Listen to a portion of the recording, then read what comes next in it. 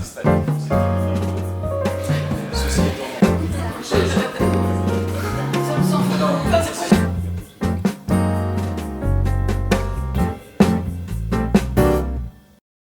bien, 32 ans après sa création, le GERPLA est toujours présent et l'une des associations les plus anciennes regroupant des permanents de lieux de vie d'accueil et des lieux de vie d'accueil, et ferme sur la position de le lieu de vie d'accueil est une autre façon d'accueillir, mais ce n'est pas la façon d'accueillir. Voilà, on n'a pas la prétention d'être le Graal du travail social. On est vraiment humblement à accompagner des gens qui sont aussi dans la vulnérabilité. Donc on est toujours présent en tant qu'organisation de lieux de vie d'accueil, mais on n'a pas la prétention de représenter la diversité des lieux de vie d'accueil. Eh bien peut-être cela, cette humilité du travail auprès des personnes et avec les personnes les plus vulnérables, la priorité qui est donnée à l'accueil plus qu'à l'entreprise, parce que c'est une petite entreprise, un lieu de vie d'accueil, mais la petite entreprise n'est qu'une façon c'est un moyen de faire, c'est pas une fin en soi, voilà. Et les adhérents au GERPLA sont tous des gens qui ont le sentiment que cette façon de travailler autrement produit un effet positif, même si c'est micro-réalisation, c'est pas une grande œuvre dont on parle, c'est quelque chose qui est plutôt comme les microbes qui peuvent transformer la société, mais par l'intérieur. Un lieu de vie d'accueil, c'est au maximum 10 personnes accueillies dans un même endroit, avec 3 ou 4 permanents, 3 ou 4 professionnels qui vont accompagner ces personnes par rapport à des grandes institutions comme les MEX ou les ITEP ou toutes ces grosses organisations pour accompagner des jeunes enfants ou des adultes qui sont en difficulté avec leur individualité.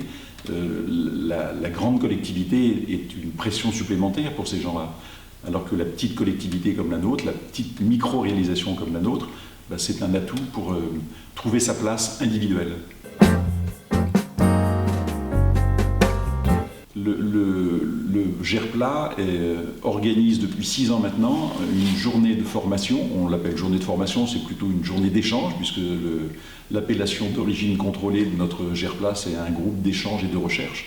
Donc avec les porteurs de projets qui viennent depuis 6 ans, on en a accueilli en moyenne entre 5 et 8 par an, donc ça fait une 50aine de personnes que l'on a accueillies et que l'on a accompagnées dans le portage de leurs projets, sachant qu'un projet, c'est, comme on a pu déjà le dire, c'est d'abord un projet personnel, hein, c'est un engagement dans un projet très, très, très individuel, puis après c'est un projet qui est un projet politique. Voilà, donc notre accompagnement ou notre tutorat, on va dire ça comme ça, ou notre parrainage, ça dépend des façons dont on utilise les mots, va accompagner ces personnes dans l'esprit du GERPLA. Voilà, c'est dans l'esprit du GERPLA qui est traduit dans une charte, voilà, où on est tous adhérents à cette charte. Quand on est adhérent au GERPLA, on est d'abord adhérent à une charte qui reconnaît l'humilité et l'importance, en même temps que l'humilité, l'importance de ce travail au quotidien pour faire bouger les lignes. Et on a dit à un autre moment que ça n'était pas que des causes individuelles et personnelles ou familiales. Les vulnérabilités dont ces personnes que nous accompagnons peuvent être touchées ou victimes quelquefois. Eh bien, c'est aussi des causes sociétales. Comment notre action professionnelle et notre action en groupe, collective, c'est peut-être la grande différence entre tous les regroupements de lieux de vie d'accueil. Il y en a 4 en France aujourd'hui. Eh bien, le GERPLA a pour originalité d'être dans une animation collective. Moi, je ne suis pas le représentant du GERPLA. Je porte une parole du GERPLA, mais je porte la parole de ceux qui ont été coordinateurs avant moi et qui le sont aussi, puisqu'on a une co-coordination. Il n'y a personne qui est le chef, on est tous responsables de notre animation du GERPLA.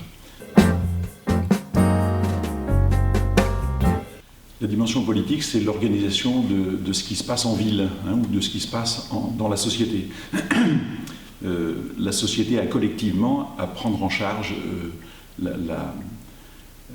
voilà que le mot m'échappe, quand au fronton des mairies, liberté, égalité, fraternité, les personnes les plus vulnérables sont souvent victimes de manque de liberté, sont souvent victimes de manque d'égalité et sont souvent victimes de manque de fraternité.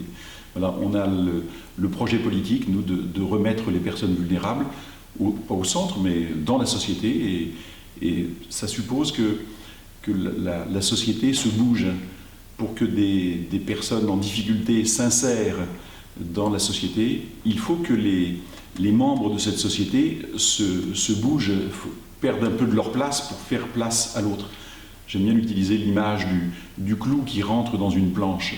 Si les fibres de la planche refusent de bouger, le clou ne pourra pas rentrer. Voilà, donc si on veut que ces personnes vulnérables aient leur place dans la société, il faut que nous soyons acteurs de mouvements de cette société pour la faire évoluer vers un meilleur. Voilà, c'est le projet du GERPLA, c'est le projet de beaucoup de nos lieux d'accueil. Les succès du GERPLA, je parlerai des succès du GERPLA dans un premier temps, c'est de tenir, d'évoluer et de voir arriver, à un moment donné, moi quand je suis arrivé au GERPLA, on parlait des dinosaures du GERPLA, c'est-à-dire les plus anciens parmi nous qui ont été à la création du GERPLA en 1985 et qui ont tenu le GERPLA et qui ont tenu malgré les coups de boutoir, malgré les demandes ici ou là de transformer la direction collégiale en présidence, trésorier, secrétaire, enfin en une organisation pyramidale.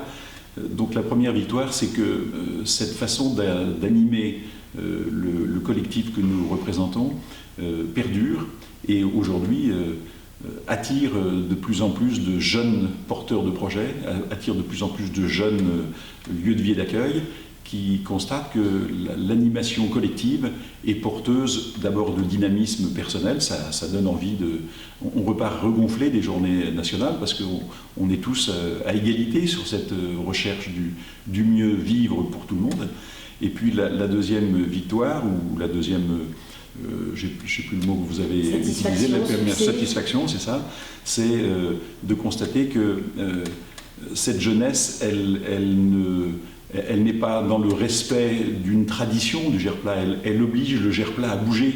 La place des permanents d'autrefois qui vivaient dans les maisons, on peut toujours être permanent et organiser le partage de la vie quotidienne avec les accueillis d'une autre façon que le faisaient nos prédécesseurs. Voilà, le GERPLA, c'est un mouvement qui est en animation, qui bouge, qui est motivé par une évolution. Voilà. Et puis, même si ça m'a choqué, l'un d'entre nous, il n'y a pas très longtemps, a voulu créer son propre mouvement parce qu'il trouve que le GERPLA, il est un peu trop intellectuel. C'est-à-dire il est beaucoup trop dans l'échange et la recherche, et la recherche du consensus aussi, c'est-à-dire qu'on refuse de bouger tant qu'on n'est pas tous d'accord pour que ça bouge. Et la dernière satisfaction qui va amuser les amis du GERPLA, c'est on a mis 10 ans pour faire un site internet parce qu'on n'était pas tous d'accord sur la façon dont on voulait animer ce site et principalement autour du logo. Alors on a perdu beaucoup de temps autour du logo, mais n'empêche que sur ce tout petit point de représentation du GERPLA, eh bien, on a réussi à se mettre d'accord et aujourd'hui on est tous très heureux d'avoir pu mettre au monde un site internet qui traduit l'esprit du GERPLA.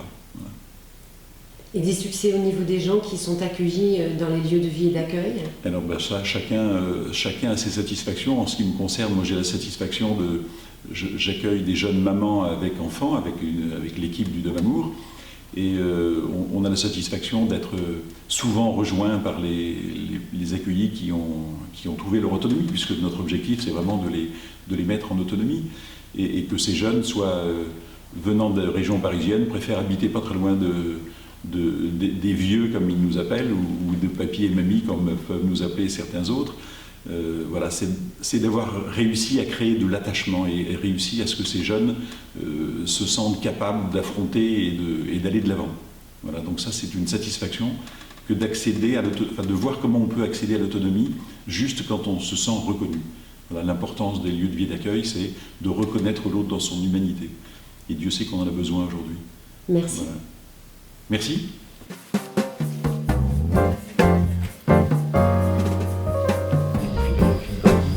Ouais, qu'il soit augmenté, ça ne me dérangerait pas au cours de l'âge.